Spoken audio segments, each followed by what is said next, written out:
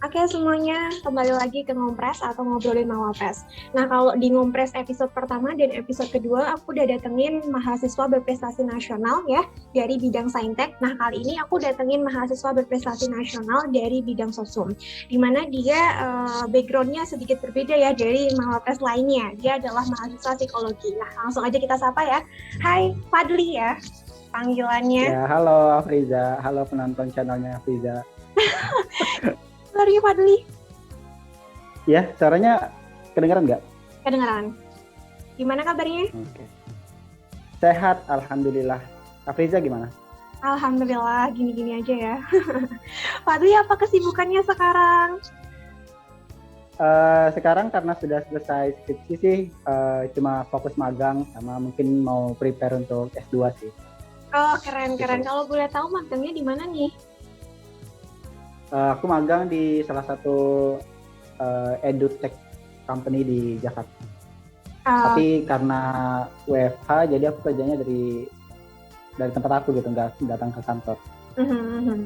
Oke, teman-teman yang belum tahu nih ya, aku akan bacain kurikulum vitae dari Hairullah Fadli atau yang biasa dipanggil Fadli. Nah, Fadli ini adalah mahasiswa Departemen Psikologi Fakultas Medikal Lampung Mangkurat University. Jadi dia asalnya dari Kalimantan Tengah. Nah, yang paling menarik nih ya teman-teman dari Fadli, dia merupakan founder dan juga CEO dari Vicostuk ID ya, nanti mungkin bisa diceritakan Vicostuk ID itu apa, kemudian co-founder dan chairman dari Relawan Mengajar Kalimantan Selatan. Nah, prestasinya banyak banget ya teman-teman, salah satunya dia merupakan finalis dari Pilmapres Nasional tahun 2021, kemudian dia juga finalis dari Timnas tahun 2021. Terus dia merupakan first runner-up di Indonesia Student Debate Competition atau KDMI di Medical Faculty Lampung Mangkurat University dan masih banyak lainnya. Tentunya experience menulis dari Fadli juga banyak teman-teman. Dia pernah publikasi tentang panic buying pada pandemi COVID-19, kemudian juga publikasi Transportation and Environmental Concern, Investigation to Use Business Rapid Transit atau BRT ya, Banjar Bakula of Female Students dan masih banyak lainnya.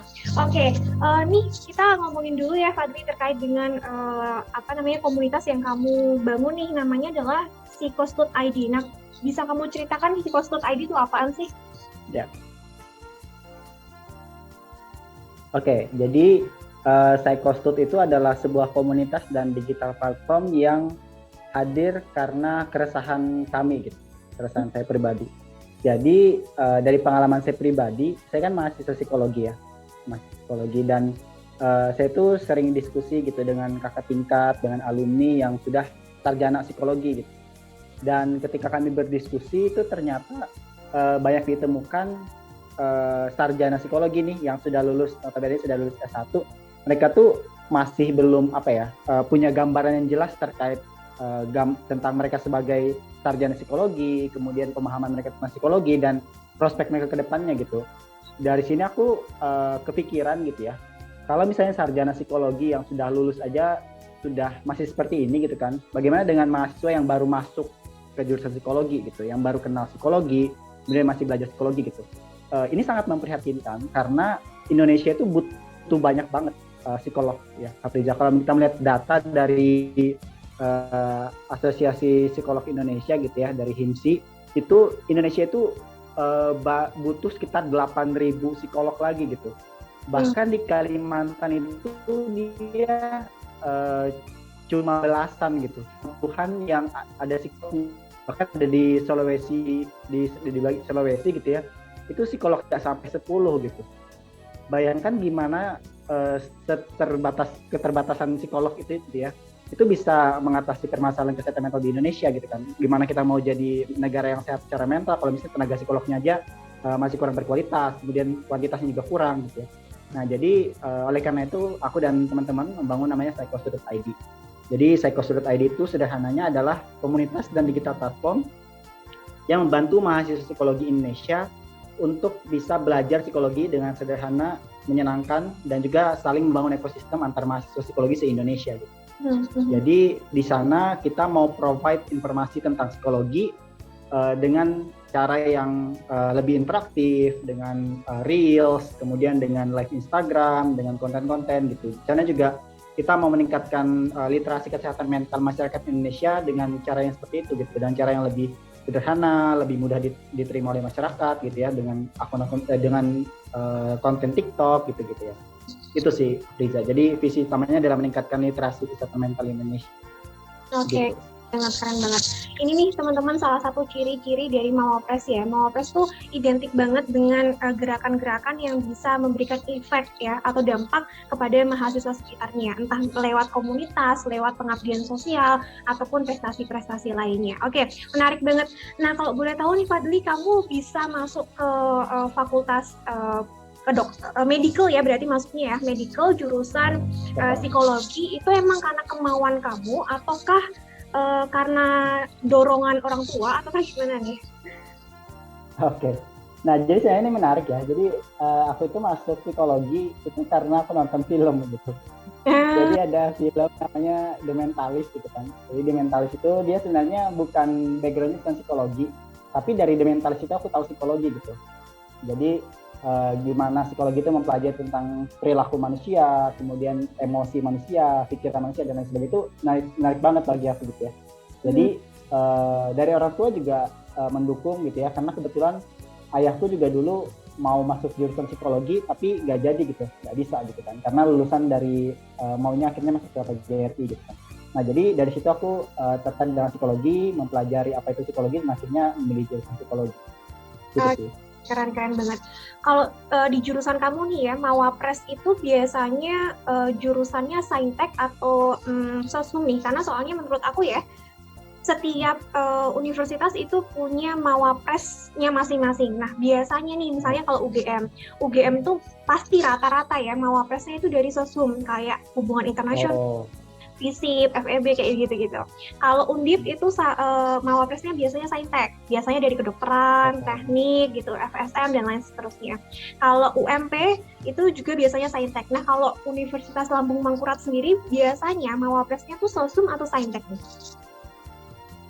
Kalau Universitas Lambung Mangkurat itu dari tahun ke tahun itu fakultas kedokteran ya, fakultas kedokteran. Tapi kan fakultas kedokteran itu dia ada 4 program studi. 3-nya saintek, pendidikan dokter, kemudian kesehatan masyarakat dan perawatan. 1-nya kami psikologi gitu yang sosum gitu kan. Jadi agak susah sih disebut ini saintek apa sosum ya, tapi dari tahun ke tahun selalu fakultas kedokteran gitu. Oke. Berarti udah culture-nya ya, bahwa kalau dari Universitas Lambung Mangkurat itu biasanya dari medical faculty gitu ya. Ya, itu juga mungkin nggak jauh-jauh karena dari pembinaannya sih menurut aku juga. Jadi fakultas kedokteran kalau di ULM itu wakil dekannya itu benar-benar all in gitu untuk melatih anak-anaknya jadi finalis Mapres, kemudian masuk ke timnas dan lain sebagainya. Bahkan dulu waktu aku jadi Mapres itu beliau itu bahkan rela antar jemput gitu karena aku di Banjarbaru ya. Kemudian pusatnya ULM itu ada di Banjarbaru, ada di Banjarmasin gitu. Kemarin itu kegiatannya mau di Banjarmasin, jadi beliau itu yang antar jemput aku dari Banjarbaru ke Banjarmasin gitu. Wakil dekan kemahasiswaannya gitu. Jadi se-dedicated itu gitu. Iya. Kayaknya aku butuh wakil dekan yang kayak gitu dari sini. Oke. Sempat nggak sih kamu Fadli ngerasa insecure nih? Bersaing dengan anak-anak yang kayak kedokteran gitu ya, yang sesama fakultas. Pernah nggak kamu ngerasa bahwa kamu minder, apakah aku bisa jadi Mawapres padahal saingan-sainganku yang lainnya anak-anak kedokteran dan lain sebagainya. Pernah nggak sih kamu minder gitu? Insecure sih sering ya. Jadi dulu itu aku bahkan daftar di tingkat program studi itu karena disuruh gitu, karena dipaksa oleh dosen gitu. Jadi dulu itu daftar di program studi itu aku awalnya nggak mau daftar gitu kan, kemudian aku di-chat oleh dosen aku malam-malam gitu kan, ayo Fadli daftar, di telepon dosen segala macam gitu ya, akhirnya mau nggak mau akhirnya aku daftar gitu. Dan itu aku rasakan sampai ke tingkat nasional sih. Waktu di nasional kan ketemu orang-orang kayak Afriza ya, jadi di sana aku kayak merasa waduh ini 14 orang jenius dan 1 orang beruntung nih di sini gitu kan. Jadi orang-orang sana tuh aku kan ini kan, kita ada pengumuman di Instagram dulu kan. Siapa nih Mapresnya gitu kan. Kemudian ada pengumuman di surat keputusannya juga. Nah itu aku stalking tuh Instagram kalian gitu kan. Aku Instagram Afriza, Sophia, kemudian macam-macam lah, semuanya aku stalking gitu kan. Dan itu orang-orang keren-keren semua. Jadi aku itu kayak gimana ya, jadi buka Instagram mereka tuh, wah dia ini orang-orang mapres, orang keren semua gitu kan. Dari itu sebenarnya insecure gitu kan. Tapi kembali lagi, tugas kita kan cuma berusaha ya, sebagai manusia gitu kan, sebagai hambanya Allah gitu kan. Jadi ya aku cuma do my best aja gitu kan, kayak aku bisa lakukan, aku lakukan gitu kan, kemudian sisanya serahkan ke yang maha penguasa takdir gitu. Gitu sih. Oke, keren kan. Terus rasanya gimana sih setelah kamu dinyatakan sebagai Mawapres 1 program sarjana di Universitas Lambung Mangkurat? Apakah yang pertama kali kamu rasakan tuh takut, sedih, senang, atau gimana? Oke, waktu pengumuman juara 1 di tempat universitas itu kami nggak langsung blok di hari itu, Afriza. Jadi hari itu kami final gitu kan, kemudian seleksi panjang seleksinya gitu kan. Nggak hari itu pengumumannya 2-3 hari setelah itu gitu. Nah, pengumumannya itu kebetulan itu saat aku di mana ya? Itu aku masih di kos gitu kan. Kemudian perasaan yang pertama kali aku rasakan itu sepersekian detik senang gitu kan. Sekian detik selanjutnya itu takut gitu. Takut. Kenapa takut? Karena tahun sebelumnya itu ada juga mapres dari psikologi. Dia itu juara 1 juga di tingkat universitas, kemudian jadi finalis gitu. Jadi finalis kan setelah juara 1 tingkat universitas itu kan seleksinya di tingkat wilayah lagi ya, tingkat LLDC gitu. Kemudian yang juara 1 LLDC baru ke nasional gitu kan, jadi finalis. Nah, jadi kayak ada beban ekspektasi gitu loh dari orang-orang, karena wah ini mapres juga nih dari psikologi, dari FK juga harus bisa dong ke finalis juga, itu kan jadi beban juga gitu. Ekspektasi orang-orang. Jadi awalnya aku senang, tapi selanjutnya overthinking gitu kan, karena harus memenuhi ekspektasi itu. Gitu Oke, bagus.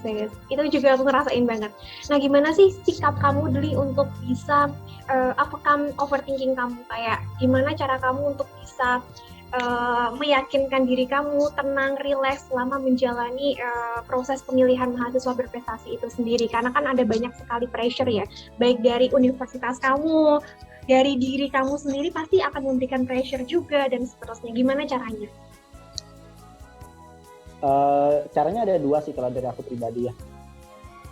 Jadi yang pertama itu aku biasanya aku curhat gitu kan. Aku nge-share beban ini gitu kan dengan orang tua gitu kan. Kemudian aku sharing juga dengan wakil dekan aku, kemudian dengan dosen-dosen gitu kan. Dosen aku kan dari psikologi, otomatis psikolog semua kan. Jadi kita tuh kalau curhat kalian konseling gitu rasanya. Jadi butuh afirmasi gitu, afirmasi dari eksternal. Nah kemudian kalau dari aku pribadi, aku setiap overthinking, kemudian setiap insecure gitu kan, aku lakukannya ya aku kerjakan sebaik-baiknya apa yang bisa aku kerjakan gitu, supaya nggak kepikiran overthinkingnya itu. Jadi saya aku takut nih karena gagasan aku kurang bagus gitu kan. Ya udah aku fokus ke gagasannya itu. Kemudian CU-nya kalau misalnya ya CU kan nggak bisa kita papakan lagi kan. Kemudian bahasa Inggris kita, wawasan kebangsaan kita itu yang aku fokuskan gitu. Jadi lebih ke fokus apa yang bisa aku kendalikan aja sih. Ke yang nggak bisa aku kendalikan ya aku serahkan ke Maha Kuasa tadi. Gitu. Oke, berarti getting affirmation from other people, dan yang kedua adalah do the best ya, apa yang bisa kita lakukan yang terbaik ya kita lakukan gitu ya. Oke. Kalau arti Mawapres sendiri nih Fadli, buat kamu tuh apa sih gelar Mawapres ini tuh artinya apa nih? Oke, kalau menurut aku sih gelar mahasiswa berprestasi itu adalah sebuah gelar yang nggak seharusnya disematkan cuma ke satu orang. Jadi bukan berarti karena aku juara 1 Mapres ULM tahun 2021 itu cuma aku masih berprestasi, enggak gitu kalau menurut aku. Kalau menurut aku seorang mahasiswa berprestasi itu adalah semua mahasiswa yang mau berproses untuk mencapai potensi terbaik dari dirinya sendiri. Dan setelah mencapai potensi terbaik itu dia bisa bermanfaat untuk orang lain. Menurut aku gitu. Kenapa? Karena akan sempit sekali definisi dari mahasiswa berprestasi, kemudian gelar ini akan sangat ampas sekali kalau cuma disematkan ke satu orang gitu. Apa sih yang bisa dilakukan oleh cuma satu orang gitu kan. Jadi kalau menurut aku sih gelar mahasiswa berprestasi ini seharusnya bisa dimiliki oleh setiap orang, yaitu orang-orang yang mau berproses dan orang-orang yang mau mengabdikan dirinya nggak cuma untuk dirinya sendiri, tapi untuk lingkungan sekitarnya juga. Oke, ya, good perspektif ya, betul sekali. Aku setuju banget sama kamu ya, bahwa yang namanya gelar Mawapres ini bukan hanya untuk ditujukan satu orang, tetapi sejatinya semua mahasiswa bisa mendapatkan gelar ini asalkan dia memiliki impact gitu loh, untuk masyarakat sekitar, untuk lingkungan sekitar gitu. Nah, Fadli, tadi kan kamu cerita ya di awal kamu adalah founder dari psikologi tadi. Nah, sebetulnya kan kamu tergerak untuk menolong sesama mahasiswa supaya mereka tahu sejatinya peran psikologi itu apa gitu. Nah, kenapa sih kok kamu memutuskan untuk membuat komunitas yang itu lingkupnya universitas atau nasional nih? Lingkupnya nasional karena kita timnya itu dari berbagai wilayah sih di Indonesia. Oke. Kenapa kamu bisa memutuskan untuk membuat komunitas yang lingkupnya apalagi ini nasional ya, bukan lagi lingkup universitas? Itu menurut aku adalah tanggung jawab yang luar biasa besar sih menurut aku, menjadi seorang founder dari komunitas yang lingkupnya nasional. Kenapa kamu seberani itu gitu? Dan bisa sangat tergerak banget gitu loh. Alasan yang betul-betul mendalam tuh apa sih sebenarnya, bukan hanya terkait kekhawatiran aja ya? Oke. Jadi pertama untuk kontribusi ya. Jadi kontribusi sebenarnya untuk yang pergerakan itu aku nggak langsung ke tingkat nasional sebenarnya aku juga. Jadi aku itu dari SMA itu sudah gabung dengan komunitas, contohnya kayak Betang Muda Peduli. Jadi Betang Muda Peduli itu komunitas lokal di Kalimantan Tengah, di mana kami itu membantu anak-anak tanpa sekolah, kemudian orang tua yang hidup di Batang Kara, kemudian kita akan membantu memberikan sembako misalnya dan seterusnya gitu. Jadi di tingkat regional itu aku belajar tentang komunitas dan seterusnya gitu, baru bisa membuka ke tingkat nasional. Kemudian apa sih yang membuat aku yakin gitu ya, membuat aku berani untuk bisa membuat komunitas tingkat nasional? Aku pikir itu karena aku bisa bilang ini karena pengalaman aku di startup namanya Pemimpin ID, kalau Afriza tahu. Jadi di Pemimpin ID itu dia sebuah company yang non-profit organization, di mana mereka itu mau menciptakan leaders gitu. Mereka menciptakan pemimpin di Indonesia, karena Indonesia itu kekurangan pemimpin gitu ya, kekurangan pemimpin. Nah, di sana tuh aku belajar, Afriza. Jadi di Pemimpin ID itu banyak sekali orang-orang yang mereka sana bekerja nggak dibayar. Mereka tuh volunteer, kemudian mereka itu membangun volunteernya itu mereka di nasional, bahkan buka cabang lagi di tiap provinsi gitu kan, itu nggak dibayar gitu. Mereka bergerak itu karena keinginan dari dalam diri mereka gitu ya, karena inisiatif pribadi dan karena kepedulian mereka gitu pada Indonesia. Jadi dari sana aku optimis gitu, ternyata sebuah organisasi di tingkat nasional itu nggak harus tergerak karena ada uang, atau harus tergerak itu karena ada sesuatu misalnya organisasi besar yang menaungi dia, nggak harus gitu. Kita bisa bergerak hanya dengan kepedulian kita gitu. Terus gimana caranya kita bisa membuat orang lain juga bergerak? Ya kita harus bisa membagikan kepedulian itu gitu. Jadi kalau CEO-nya Pemimpin ID bilang itu, tekankan urgensinya gitu. Start with why. Kenapa kita harus bergerak gitu. Jadi itu harus kita share gitu ke teman-teman kita. Jadi kalau mereka punya why yang sama dengan kita, yang kuatnya sama dengan kita, mereka akan rela untuk bergerak gitu. Dan itu yang aku rasakan gitu. Itu yang aku rasakan setelah aku nge-share visi aku ini ke teman-teman di sekitar aku. Awalnya cuma berempat, gitu ya, cuma berempat. Dan mereka akhirnya setuju untuk kerjasama.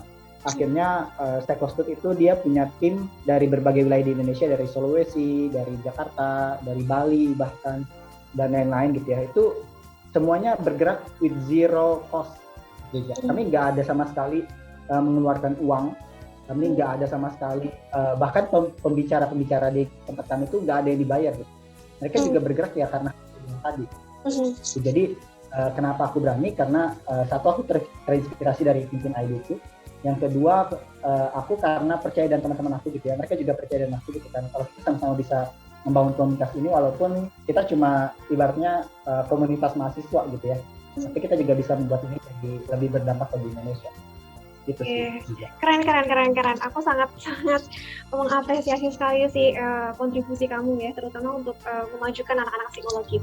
Nah, gimana sih Fadli caranya supaya anak-anak atau mahasiswa di luar sana bisa memiliki keberanian yang sama dengan kamu menciptakan atau mendirikan suatu komunitas meskipun mereka tanpa uang sama sekali? Kan yang namanya mendirikan suatu komunitas itu bukan hal yang mudah ya. Kita perlu yang pertamanya kolaborasi gitu kan, menemukan partner-partner yang tepat untuk membangun bersama, berkolaborasi bersama. Kemudian yang kedua adalah mencari target pasar kita gitu.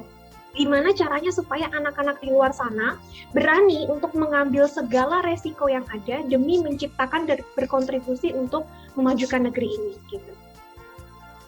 Oke, jadi dari yang aku pelajari ya, Afiza, membangun komunitas itu dia mirip kayak kita membangun startup. Kalau dari buku yang aku baca ya, jadi nggak ada startup atau nggak ada produk atau nggak ada komunitas yang dari awal itu perfect, nggak ada, nggak mungkin ada juga gitu. Karena selalu yang namanya membuat suatu konsep itu pasti ada cacatnya gitu. Sebuah ide pasti ada cacatnya. Jadi yang paling penting kalau bukan ide yang sempurna, lalu apa dong? Yang penting adalah eksekusinya gitu. Eksekusinya. Jadi banyak orang punya ide yang luar biasa gitu ya. Banyak orang punya circle yang suportif, tapi mereka nggak berani mengambil mengambil eksekusi itu tadi. Mereka nggak mau mengeksekusi itu gitu. Karena takut idenya belum sempurna, konsepnya belum sempurna dan lain sebagainya gitu. Jadi itu justru menghambat gitu. Justru menghambat. Aku sudah membangun 2 komunitas ya. Pertama, Relawan Mengajar Kalimantan Selatan.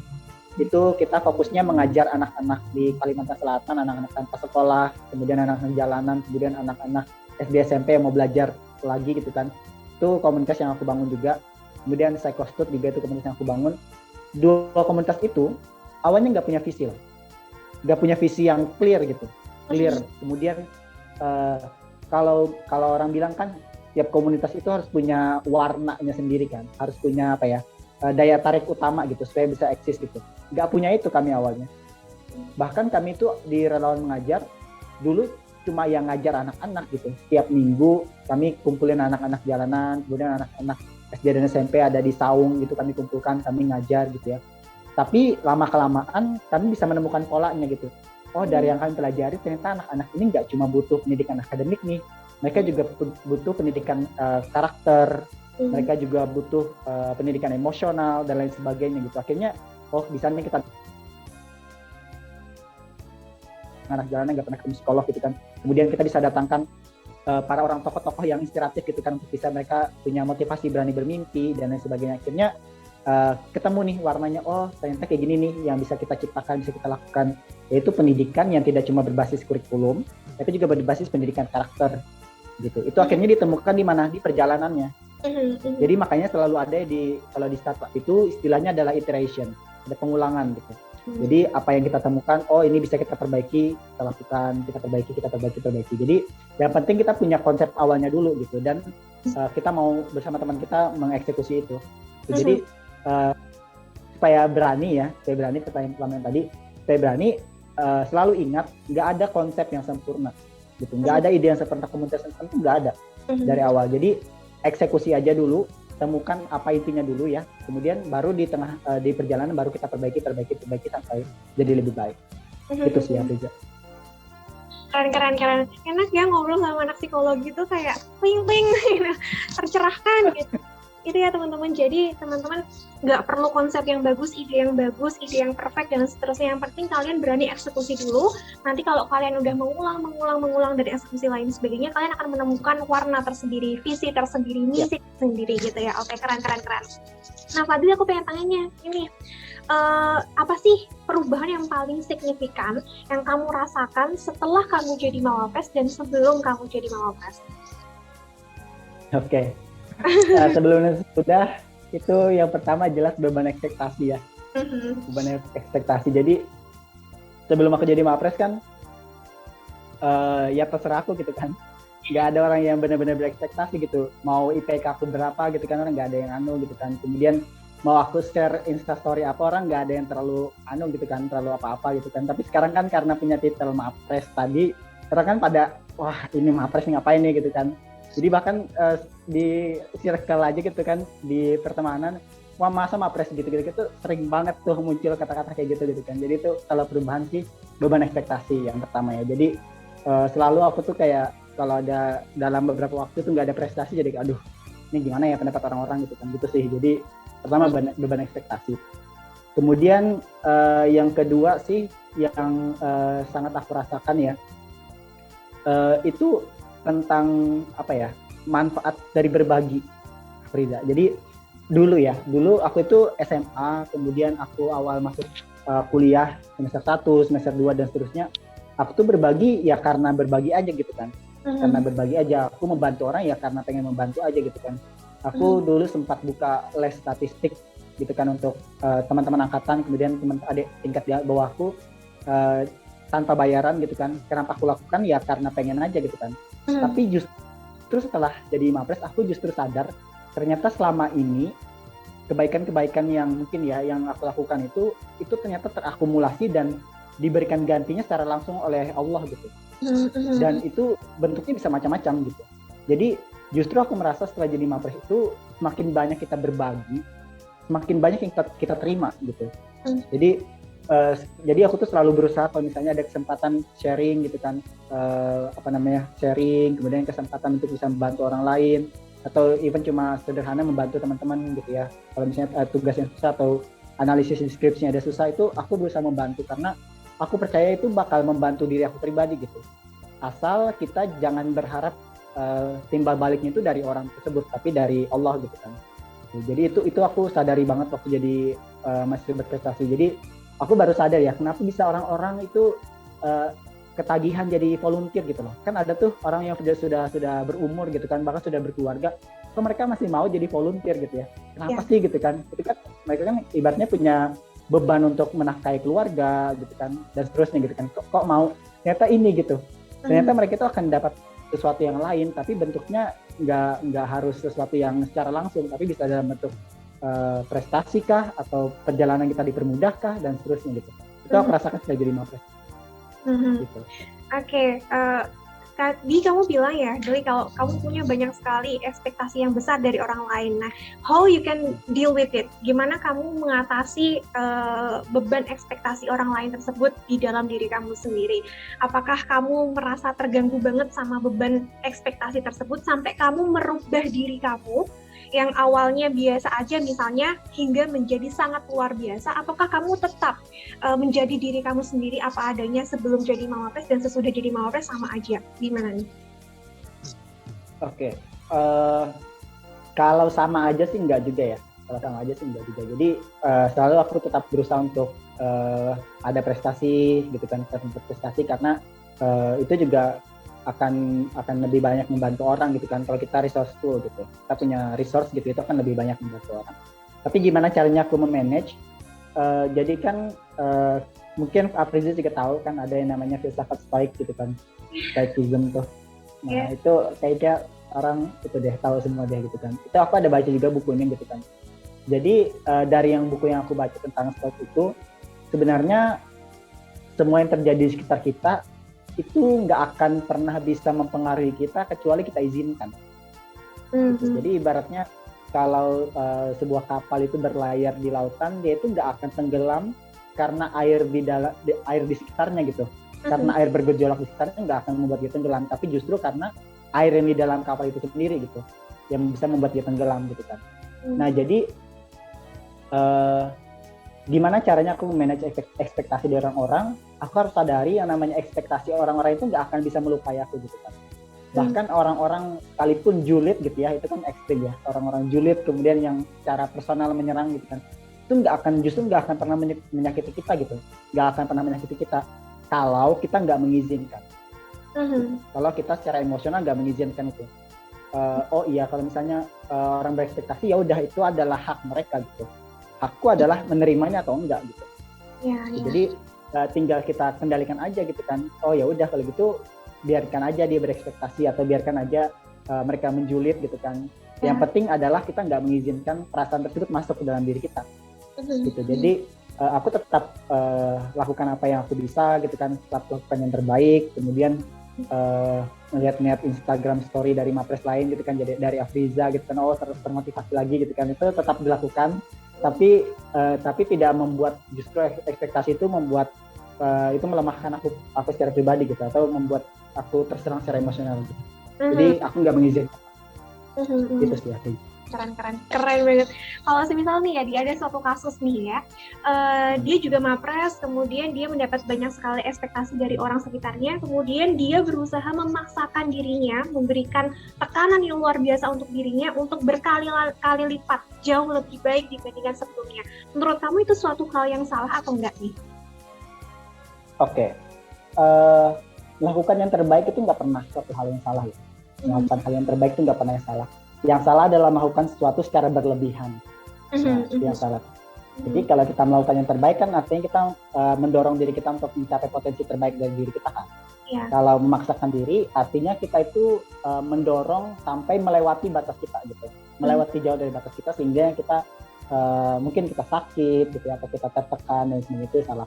Jadi kalau menurut aku yang penting adalah kita tahu sampai mana batasan kita, kemudian kita dorong sedikit gitu ya, supaya bisa keluar dari zona nyaman sedikit gitu kan, tapi jangan sampai memaksakan diri kita, supaya kita bisa tetap grow gitu. Karena sesuatu yang berlebihan kan nggak pernah baik ya, juga sesuatu yang berlebihan nggak pernah baik gitu. Jadi kalau misalnya ada kasus yang seperti itu gitu ya, jadi misalnya Afriza gitu kan, terlalu memaksakan diri, ya itu harus ditahan-tahan tuh Afriza, karena gini, apa namanya, kalau kita kalau yang dari yang buku yang aku baca, kalau di psikologi itu tidak ada satu hal yang lebih penting itu daripada kesehatan mental kita sendiri gitu. Jadi kita itu nggak bertanggung jawab untuk kesehatan mental orang lain. Kalaupun Afriza punya pacar nih, ya kan, punya pacar, pacarnya berekspektasi gini gitu, atau bahkan keluarga kita berekspektasi gini gitu kan. Kemudian mereka kecewa gitu ya, akhirnya karena ekspektasi mereka tinggi tapi kita nggak sehebat itu gitu kan. Itu kekecewaan mereka, atau mereka bahkan merasa apa gitu ya, itu bukan tanggung jawab kita. Itu tanggung jawab kita itu, karena itu pilihan mereka berekspektasi seperti itu gitu.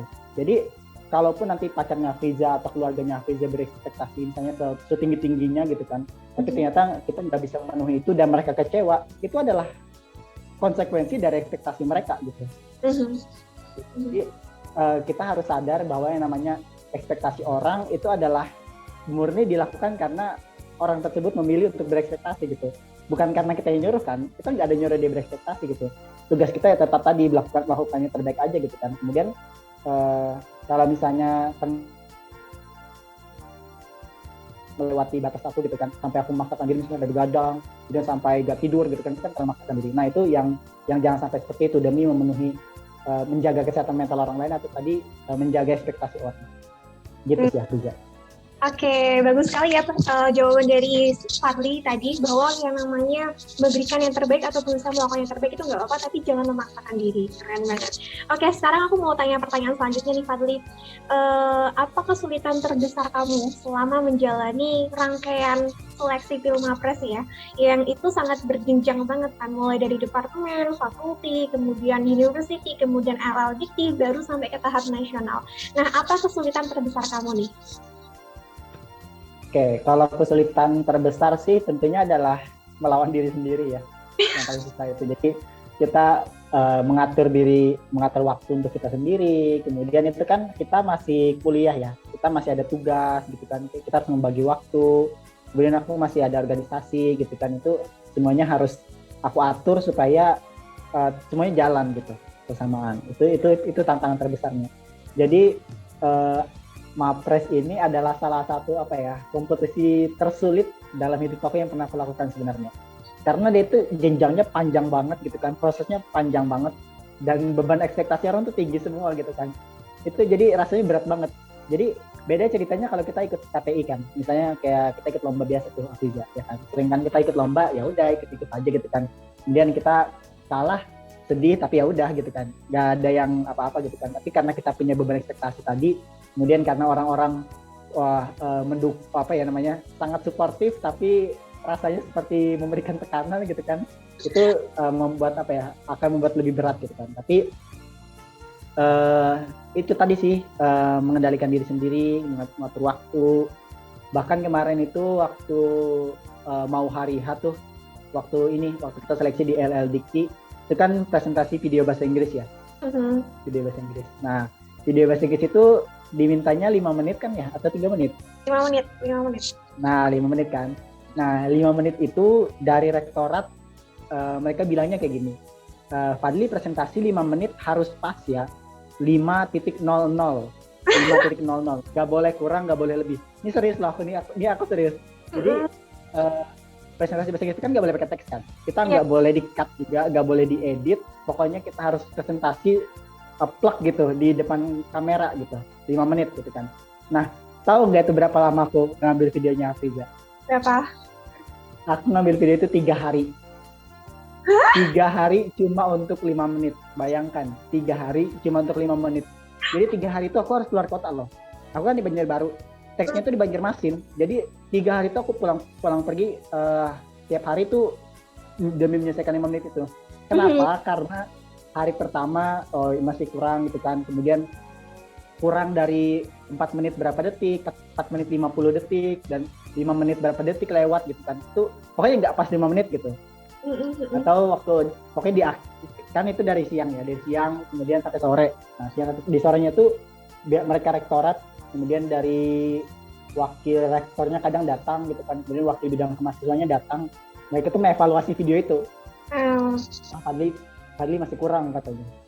Gimana, mau ngumpul ini atau coba lagi?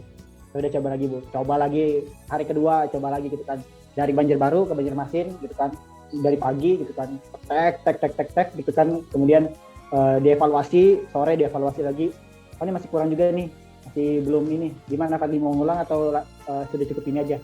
Ya udah Bu, ulang, baru hari ketiga baru dia bisa dapat 5 menit pas, karena dia 5 menit pas.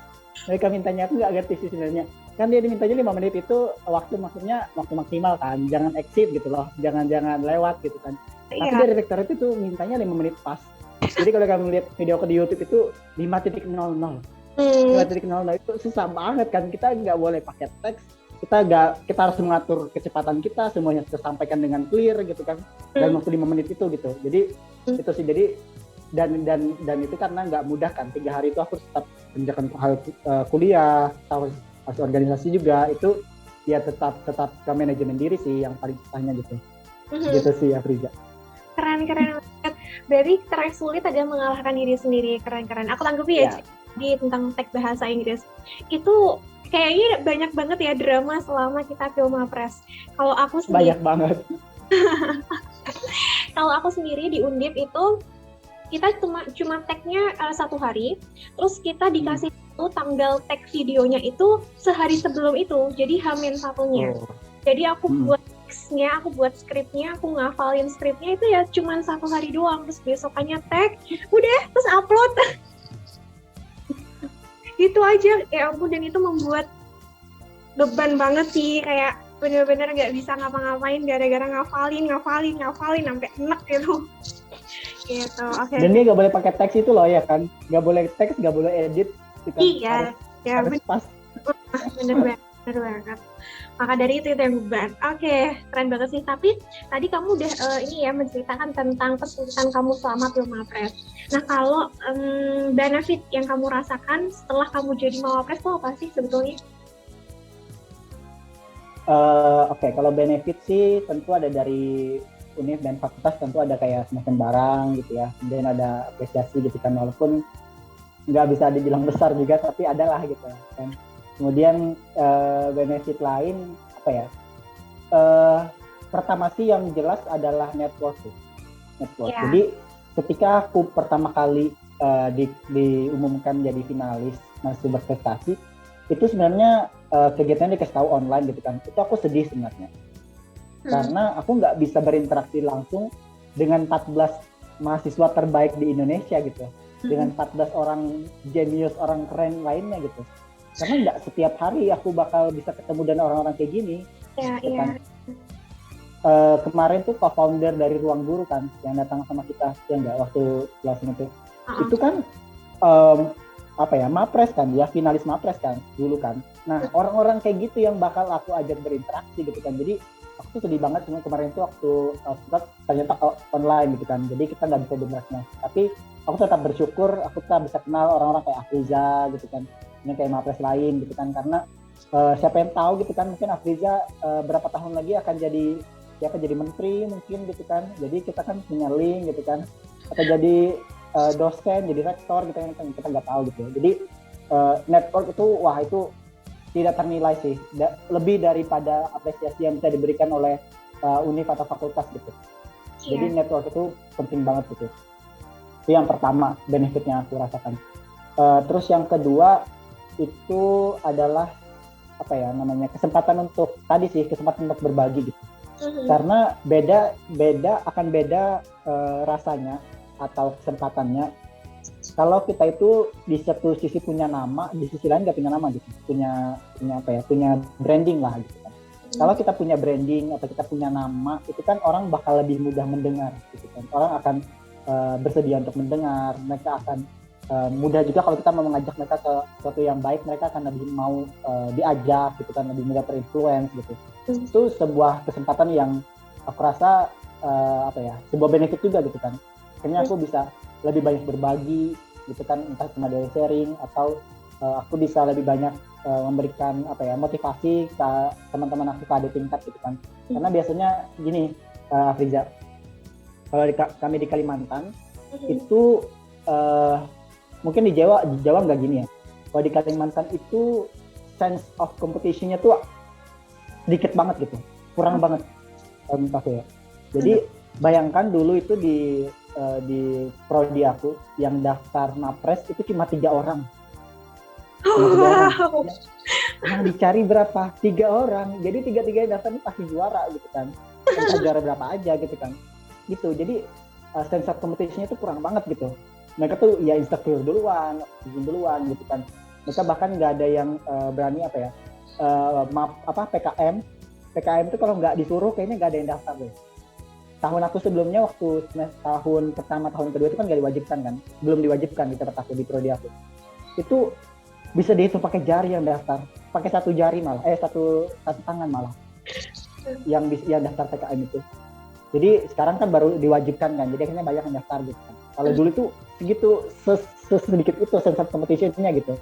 Jadi mungkin mereka karena apa sih, gimana sih kita bisa kompetisi dengan orang-orang dari Jawa gitu kan, dari Sulawesi gitu. Jadi aku mau menunjukkan gitu kan, kalau misalnya ya kita dari Kalimantan juga kita bisa bersaing gitu kan di tingkat nasional gitu kan, nggak perlu kita menundukkan kepala kita terus gitu. Jadi itu bakal lebih mudah untuk apa ya, menginfluence mereka karena kita punya titel tadi sebagai Mapresnas. Keren Gitu kan? sih Afriza. Oke, keren. Kalau nih kita timbang ya antara benefit dan juga antara kerugian atau kesulitan ya menjadi seorang Mapres, kamu akan merekomendasikan untuk mengikuti Pilmapres ke adik-adik tingkat kamu atau enggak nih? Ketika kita mempertimbangkan benefit dan juga kerugiannya. Kalau menurut aku sih akan sangat merekomendasikan ya. Terlepas dari beratnya beban ekspektasi dan beratnya proses yang panjang itu tadi gitu kan.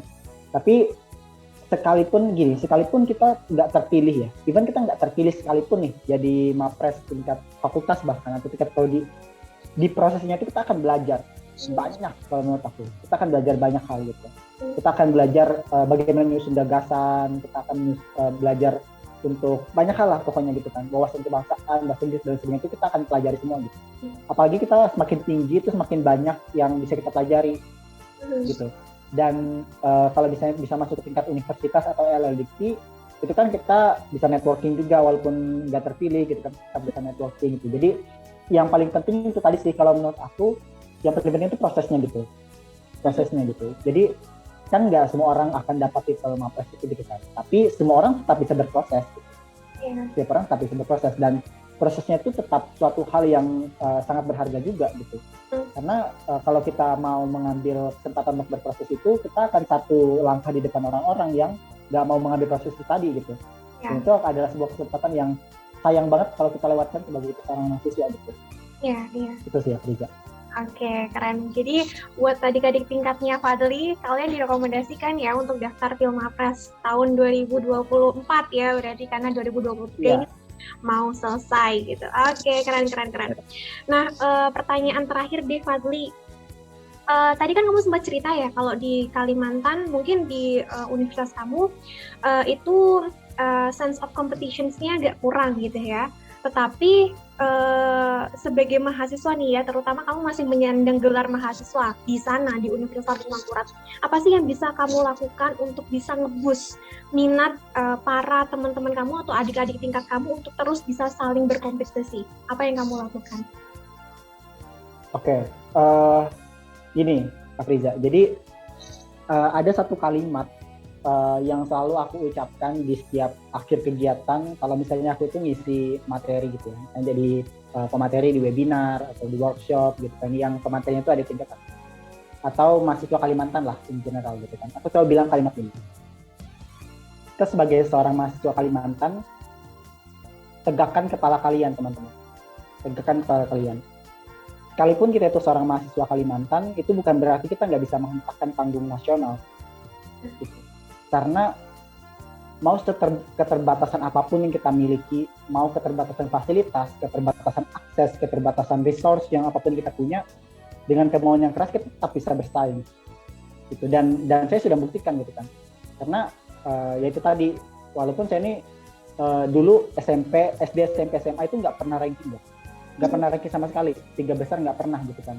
Bahkan 10 besar, masuk 10 besar itu bisa dihitung pakai jari gitu. Tapi buktinya sekarang aku bisa bersaing dengan orang-orang di tingkat nasional yang mereka tuh prestasinya sudah kayak gold medalist tingkat internasional gitu kan, dan lain-lain gitu. Ya artinya kan setiap orang juga tetap bisa gitu. Jadi jangan pernah menundukkan kepala kalian cuma karena kalian masuk Kalimantan gitu. Jadi tumbuhkan sense of competition kalian gitu kan. Jadi kalian itu tetap akan dihargai dan dipandang orang juga kalau kalian punya value untuk diri kalian sendiri walaupun kalian cuma masuk ini. Itu sih aku. Rinding loh aku dengarnya, sumpah. Keren banget Fadli. Satu pertanyaan deh, bonus ya.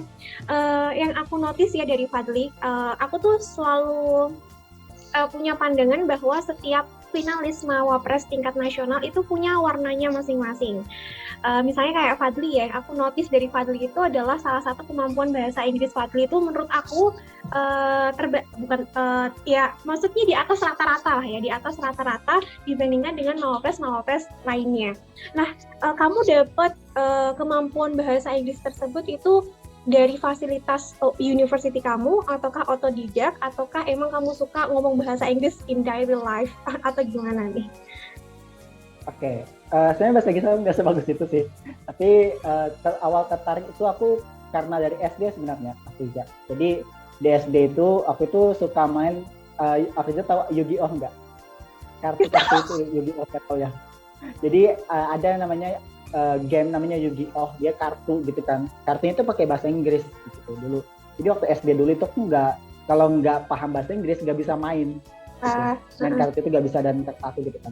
Jadi ya mau nggak mau aku harus belajar bahasa Inggris gitu kan. Kemudian SMP dari nonton film, kemudian mamaku juga nonton film suka banget gitu kan. Jadi nonton film aku belajar bahasa Inggris.